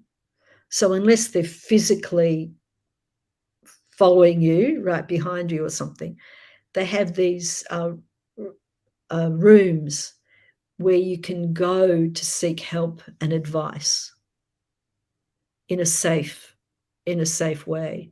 And in one of the courses that I did, I've done a number of workshops on domestic violence. In one of the courses that I did, they actually have cards, business cards. Might be to a hairdresser or whatever. But inside that business card, there's like a little secret pocket. And inside that is the number for the help set, one of the helplines. And of course, if you go on any of the sites, you will see a button there that says, press this to escape. So if you're looking at something and the perpetrator comes into the room or he comes home, you can quickly exit that. So there's lots and lots of precautions that one has to take place. Other kinds of abuse is controlling what you look like, how you dress, how you get around, not letting you have a driver's license, not giving you a car, constantly calling you, monitoring where you are, who are you with. And in the initial stage of a relationship, when the husband might call you 10 times a day, what are you doing now? And you think, oh, he loves me so much, he just has to hear the sound of my voice. Actually, he's trying to control you, and it becomes, after a while, there's this stalking. Can I add something, Krishna Rupa? Yes, I was a hairdresser for a really, really long time, and I know that actually hairdressers are one of the people that often victims will speak to about all these various different types of abuse that you've just outlined. And I know here in Australia, they're now actually giving domestic violence training to hairdressers. Wow, that's amazing. Yeah, both barbers and female hairdressers as well, because obviously men who are being abused report to barbers as well, because they have that relationship with their barber. So barbers are being given mental health and domestic violence training, and so are hairdressers. And because you spend so much, you cultivate a relationship. Most women will cultivate a relationship with their hairdresser over years. You know all about their children, where their kids go to school, their whole life. And they will often talk to you about the not so great things in their life as well. And I've had clients confide in me about all sorts, but domestic violence is one of the things that women will often share with their hairdresser. So I think it's really great that there's some recognition of that relationship, and that actually free training is being given to hairdressers so that they actually have a little bit of training and know what to do and how to respond and what numbers to give. That's absolutely wonderful. I hadn't heard that. And that's very smart thinking, because it's true. Your hairdresser is like your psychologist. Yes. Poor hairdressers. But that's that's really proactive. That's fantastic. And then there's still more depriving you of life necessities, food, medical treatment, shelter. Can be the threats again are going to hurt your children, your relatives. It's not unusual that when, particularly, going back to immigrants to a country, sometimes say, for example, the wife, the husband can threaten that, okay, I'm going to send you back to your family, which is a great shame. Like, my husband, they rejected her and sent her back to her parents. Or sometimes they'll know where the girl's family's from, and they'll threaten, we're going to assassinate their character. I know people around there who live there. We're going to give your family a really bad time. All of these things that they can do to really, like, suppress and control, and even things like threatening with visas. If you report I was me, just thinking that, Krishna Rupa, because you some report women me, come over and they're on bridging visas and they're not given a yeah, permanent visa right away. So I was actually going to ask you about that. Please continue. yes, they can threaten that, I'll have your visa rescinded, and there was one case I know where the wife actually left the husband because of repeated long-term abuse. Her daughter was staying with grandparents temporarily, but in order for her to bring the child back to her, he had to sign papers, and he was refusing to do that. Of course, the Yeah. separation had already taken part. I mean, eventually that was all worked out, but it was very, very difficult. So with all of those different types of abuse, it's really imperative that you watch out for the early signs. So anyone who's listening to this, or please pay. I hope you've been paying attention, because there is a lot of information, and I hope I haven't given you information overload. But watch out for those early signs, because before it becomes escalated, and before these become repeated or established patterns of behavior, it's very important that you can, nip it in the bud.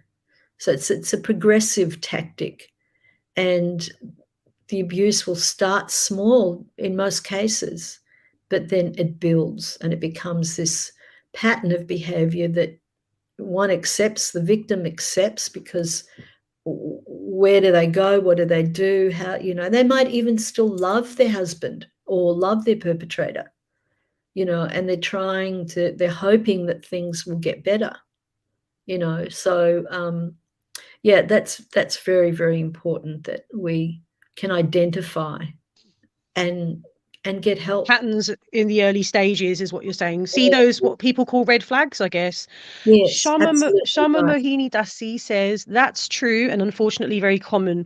Reason why awareness programs are so important, so that women understand that they have rights and abuse, and abuse is not actually tolerated. I actually think people don't realize that there's, here in Australia we have domestic violence leave. So if you have a job, you can take domestic violence leave. There's domestic violence payments from Centrelink, so that if you don't have a job but you leave a domestic violence situation, you get given a lump sum that you don't have to repay. Like, I think people don't realize there's actually a lot of these things are out there and they're available. So a program that educates people could contain all of that information, couldn't it? Of what Yes, actually is the rights, what rights do people have? yes. And usually when you call one of the helplines, like we've got in that brochure that I was talking to you about, we've got quite a few. Victoria, there's Safe Steps and Orange Door. In New South Wales, there's also DV New South Wales, along with that 800 Respect. In Queensland, there's DV Connect. In Western Australia, there's dcp.wa.gov.au. In ACT, there's the Domestic Violence Crisis Service. In Northern Territory, it's 1-800-RESPECT and 1-800-737-732. In South Australia, there's also Domestic Violence Crisis Line. And in Tasmania, it's Safe at Home is the title. So if wherever state you are, if you can get to a computer that's you have access to, then by all means have a look, but just make sure you clear the history, the search history. Thanks so much for sharing that. Yeah. Yeah. Yeah. You can call those numbers and get that information, but I feel like there's been new, like the domestic violence leave was only recently announced. It's actually a very new thing that you can actually take domestic violence leave. So, it's just nice that we can kind of bring awareness to these things, that there actually is a help available, and sometimes people just don't know about it. Yes. Oh, And then the Centrelink. Now, with a Centrelink payment, is it also payable for people who don't have permanent visas?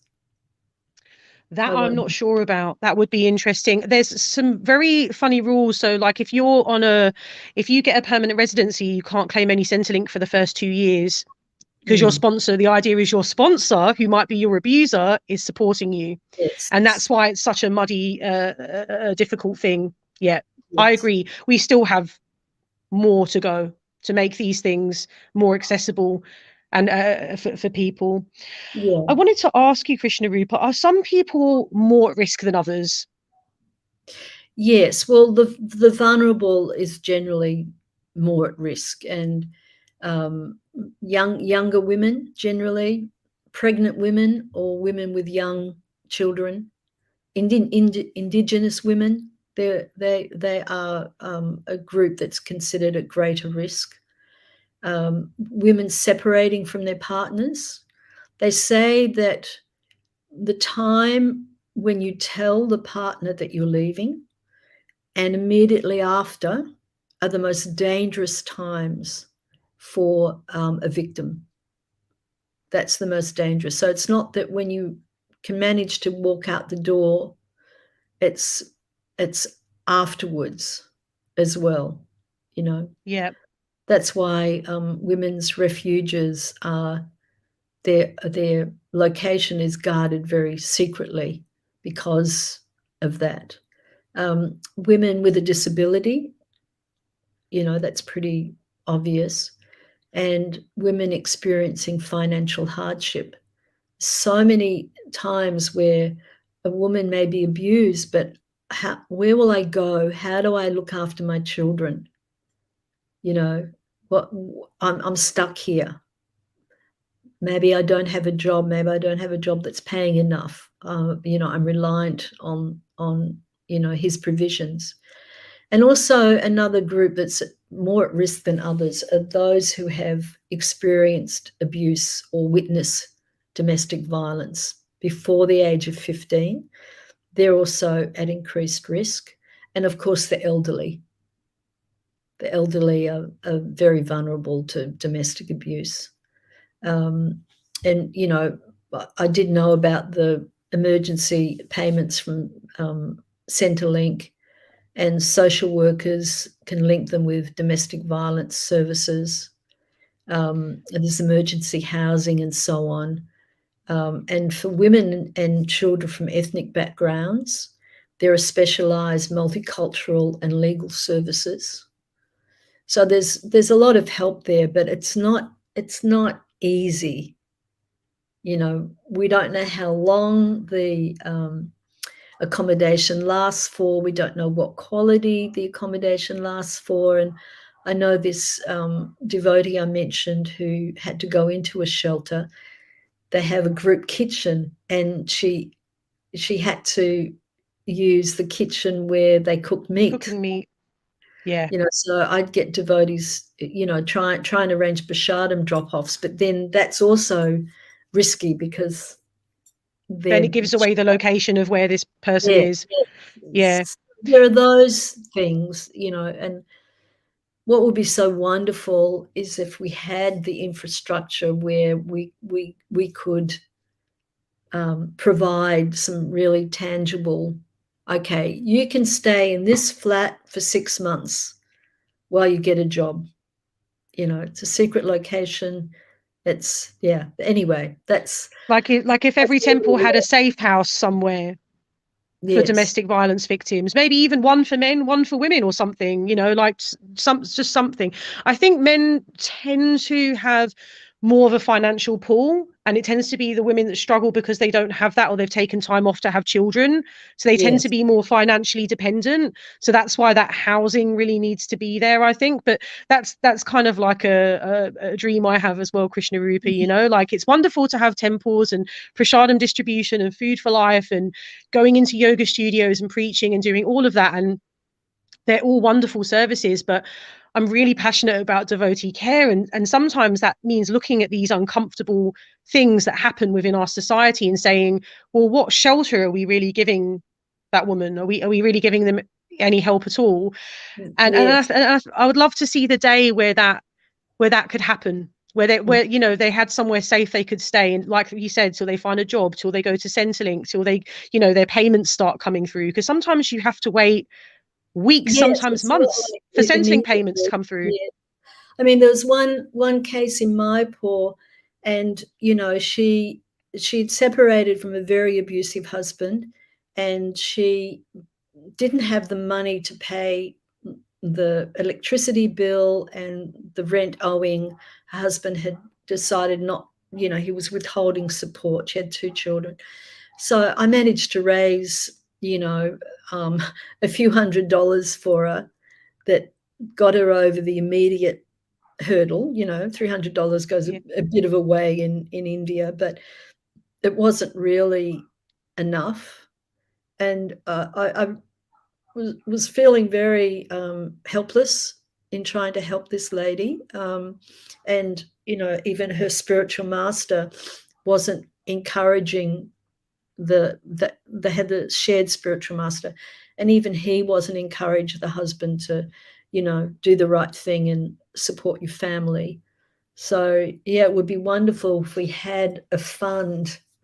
Maybe we should start a GoFundMe campaign, Abhidaya, and have some funds there so that when we do get people who are desperate, we can give them some financial assistance. It would be very nice. Be happy to work with you on that. Sounds great.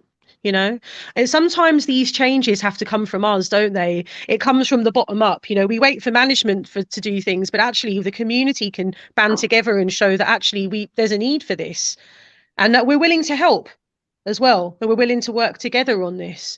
And again, it's about the Mataji's building that support system. I think this leads really nicely, unless you have more points, into the next question, which is, if you're concerned about someone, like a friend or a family member, a colleague, what can you do to help them? Okay, so just for the listeners, this is our last question. So it's like, oh, when does Krishna Rupa finish? Okay, I'm finishing very soon, everyone. It's such a vast topic that we kind of had to, I think we had to do an extended episode. We wouldn't have done the topic justice and got to all the details if we tried to cram it into an hour. So I agree with you. So yes, so your question is, what can we do to help someone? If we're concerned about someone, whether it's a family member, a colleague, anybody, if you're concerned for someone, what can you do? Well, the first premise is there's never any excuse for abuse, right? That's very, very important. We can't rationalize, oh, you know, this abuse is taking place, but there must be a very good reason for it. There's never any excuse, because even if there's, you know, a situation where the wife is, you know, verbally abusing the husband, he should just get up and walk outside. He can leave the premises. Whereas for a woman, that's not often the case. She can be prevented from leaving. But there's never any excuse. And the most uncompromising rule to remember is safety. Safety first. Now, that means safety for the victim. And of course, as an active bystander, someone who wants to try and help, they also have to be very careful about their safety. So that means that one never approaches the abuser. Why are you hitting your wife, or why are you treating your wife like that? Because it can be very dangerous for you, and it will be more dangerous for the victim. And that's one of the reasons why in a domestic violence situation, the couple don't go to get counselling together. Because if the victim starts elaborating and the perpetrator's sitting there and getting more and more, angry about the situation, then when they go home, then it can be much worse for the wife. So that counselling is always separate. So, that safety is very, very important. So if you have serious concerns about a member of your community, if you know the person well, find an appropriate time. Don't approach someone in the middle of a Sunday feast or, and don't approach a devotee if you don't know the person, because they're going to feel very confronted. So if you know the person well, that you're worried about their safety, arrange a situation where you can talk to them privately, but also be prepared that they might deny it. They might go, no, what are you saying? Nothing's wrong. And you can just say, look, if you ever need someone to listen to you, please call me. Here's my number. If you're don't know the person, but you have serious concerns about them, then go find someone who does know them very well and ask them to do the similar. Of course, you can get help with the domestic abuse helpline and say, look, I've got a friend. I'm really worried about her. What do you think I should do? I've done that before for people. Yeah, you can call up the Respect helpline and say, like, I'm concerned for someone, this is the situation, and get advice from them. Yeah, and they're very good. They're really, really good. I've done that also. So if you can, you might even be able to consult with your temple president, but it depends, of course, how knowledgeable he is about domestic, or she is about domestic violence, but has to be very discreet for the safety. However, when there are children involved, if there's a children in that family, any child abuse requires mandatory reporting. So we have to go to Child Services Department, but it can be anonymous. You don't have to give your name. But where children are at risk, it's very, very important. And in the domestic, well, this is the Northern Territory Domestic and Family Violence Act. It says that mandatory reporting requires all adults to report to police if they reasonably believe that serious physical harm related to domestic and family violence has occurred or is likely to occur. So there's that legal side of things as well, but uppermost in mind is the safety. And sometimes even a person may open up to you and say, yes, this is happening to me, that's happening to me, but I can't leave. I don't want to leave. Then you don't then say, oh, okay, I don't understand why you don't want to leave. Okay, just go ahead and suffer. You go, okay, I understand that must be hard, but I'm here for you. So I'll help you. Don't shut the door. Don't shut the door on it. Leave it open. Absolutely. And offer tangible support, like you were mentioning, take the kids for them sometimes. If they do want to report it to the police, and hopefully they would, offered to go with them. I've also done that as well. Yeah, it can be done. You can go with them and be a tangible support by actually going with them, because it can be really scary and daunting going into the police station and reporting something like that. Yes, very much so. So that's very important about where children are involved. And when someone's revealing to you, they've opened up to you, so you show genuine respect and confidence in them. Don't doubt them. Believe them. And inform them of the appropriate services that are available. They may not know, especially if they're new to the country or they're non-English speakers. they may not be aware of all the different services involved. Of course, you know, that practical support, helping, I'll drive you, I'll take you, or I can take the kids, you know. And then if I've literally filled out Centrelink forms for people where English is their second language. Not anything dishonest, but just written in English for them because their English isn't strong enough, and read the questions to them. I know it sounds like such a small thing, but to someone whose first language isn't English, and you know, and they're new to the country, then you know that could be a really big help for someone, just reading the form to them and helping them write the answers. Yes. And then also work out a safety plan with them. Okay, you want to leave your husband, you'll go to the police, or you won't go to the police. How do you remove yourself safely? So, you know, that might mean helping them pack a bag, putting it somewhere, having a bag packed with copies of their valuable documents, you know, birth certificates, passports, and they can keep it at your place, for example, you know, at the helper. So that's a very acute time to be focusing on the safety. You can't be cavalier and just kind of walk up to someone and, oh, well, I hear that you're hitting your what, you know, that's asking for more abuse to be put on Throwing petrol on the fire, isn't it? Literally. Absolutely. Yeah. You know, and we've got to understand that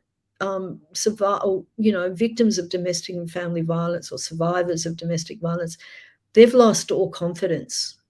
They can't trust, you know, probably many people. They've been isolated, you know, they haven't been allowed to build up relationships. So just, even if they don't intend to leave, just be there for them, you know, make the phone call, take them out, you know, take the kids to the park, just be there. So when at some point they decide, okay, I'm ready to I can't tolerate this any longer, then they know that you're there. You're reliable. Yes. But don't be surprised if they deny it, you know. Because they may be very afraid. They may have that stigma, sense of being stigmatized, because, you know, they may feel that you know, they don't want to worry you. You know, might be a relative, or they don't want to worry you as a friend. There's so many reasons why they may not admit, but long as you're there, or not admit, I don't like to use that word, but reveal to you. And, you know, we know how prolific this domestic and family violence is. So we've got to do whatever we can to help the situation, educate devotees. And that's why podcasts like yours are so important, to educate devotees about it.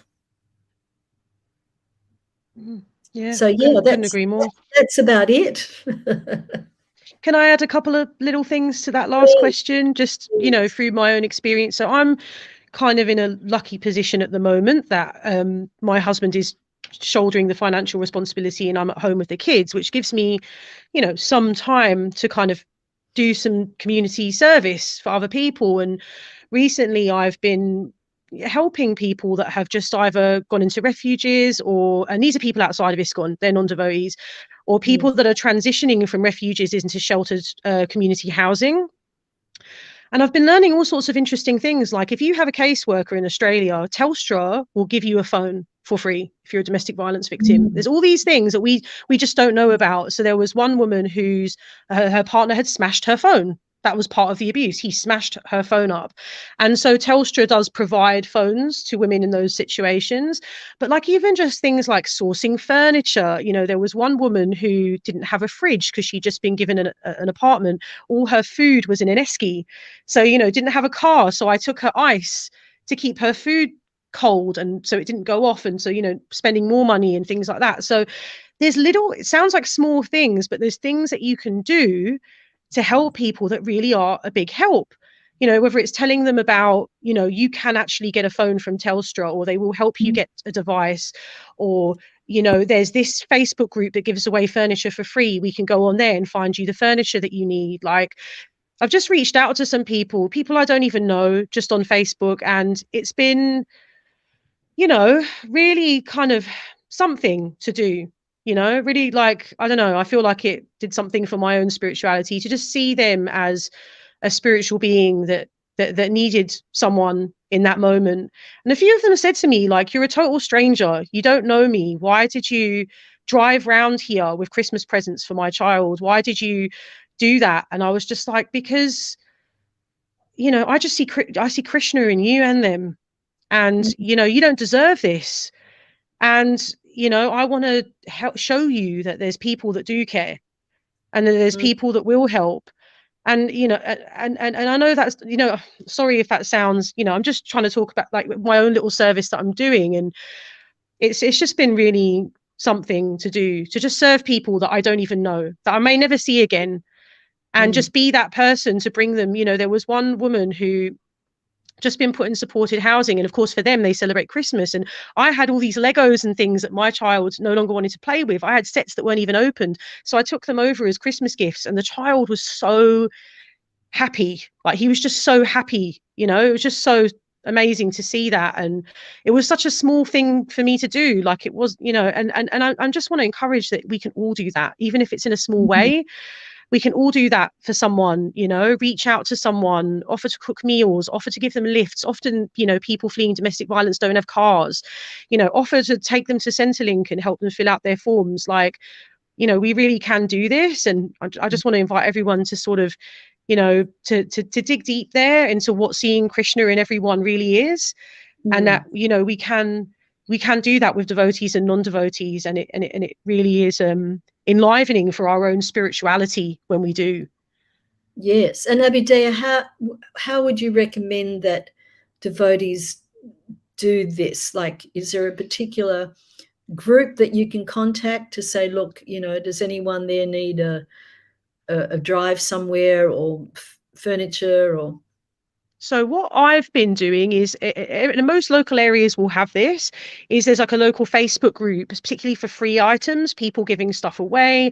And I see time and time again on Inner West Paying It Forward, or, you know, whatever suburb Paying It Forward, a woman will go on there and say, I've just been put into a refuge, or I've just been put into my own apartment from a refuge, and I don't have any furniture, or I don't have a cot, or I don't have a fridge, or literally like the bare necessities that we all in the West take for granted that we just have at home. And so I've been, because they don't have a car, sourcing those things for free that people are giving away and taking it to them, taking them ice to keep their food cold, to taking them Christmas gifts for their children, things like that, just basic essentials, food, baby clothes. You know, lots of people give baby clothes away in bulk, like a whole bag of, you know, size 1. So I'll go to that person, collect it, and take it to the person who requires it.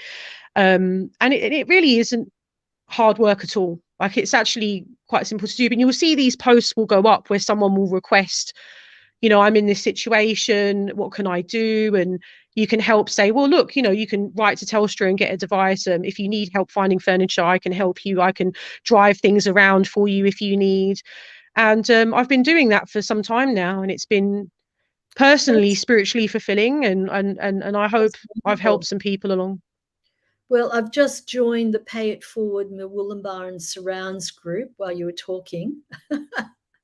Yeah, they're very handy, because people will go on there when they really require things. Yeah, I'll see. And I think it's such a good idea, and, you know, wonderful that you're doing some really practical things to help devotees. It's really, I'm not devotees, anyone. Yeah, it's really important. It's, you know, it comes to that verse from Bhagavad Gita, you know, when we see Krishna in everyone, whether they're a practicing ISKCON devotee or not. And I really try to do that. And when you serve people, it actually imbibes that mood in you, it actually instills that mood the more you do it, you know. So I just like to encourage everyone that in some small way, that if you can do that and you can help someone, that would be really wonderful. And also, just if anyone wants to write to me, they can as well. Wonderful. And someone once said to Prabhupada, "Oh, Prabhupada, everyone loves you." And Prabhupada said, "That's because I love everyone." So that's really, really important. Well, thank you so much, Abhidaya Prabhu, for the opportunity to speak on this subject. It's such an important subject for all of us to learn about and pay attention to. So thank you so much. Thank you so much, Krishna Rupa Prabhu, as well, for joining me today. And, sometimes we have to sort of face these difficult topics head on. And I hope we did that. And I hope we, provided some information to some people that needed it, or so if they're concerned about someone, that they had some takeaway from this. So thank you so much for lending your expertise. And again, I want to thank you for your 16 days of activism at the Vaishnavi ministry. All the work that you did on that was wonderful. The panels and everything were really, really wonderful. I really enjoyed those conversations. They were very enlivening. And your pamphlets and your posters, I also think, are very, very progressive and moving in the direction that we kind of want to go in, of having those there in the temple, so that when people come in, there's information there for them as well, and acknowledging that yes, a problem exists, but we're trying to do something about it. I really appreciate, I know it sounds like a small thing, like a poster and a pamphlet, but it's actually a very big thing, I think, in spreading awareness and bringing this thing into the fore. So thank you so much, Krishna Rupa, for that. Thank you so much. So I just want to let everyone that's watching this know that this evening at 6 o'clock, I will be speaking on a panel about Vaishnavis in ISKCON, modern ISKCON. So I'll be tackling that big issue. So you can tune in at 6 o'clock. I'll share the link on Bhakti Kids Sangha so you can join. And I just want to let everyone know that tomorrow is our last episode of the year. And I will be speaking to the ISKCON Congregational Development Ministry, Gaurangi Gandharvika Devi Dasi and Achinta Priya Devi Dasi. They're going to be coming on to talk about Bhakti Kids and all of their children's books that they're producing. So Becoming Your Devotee, Nanda Priya's just brought out some books with them, some board books, Krishna books for children.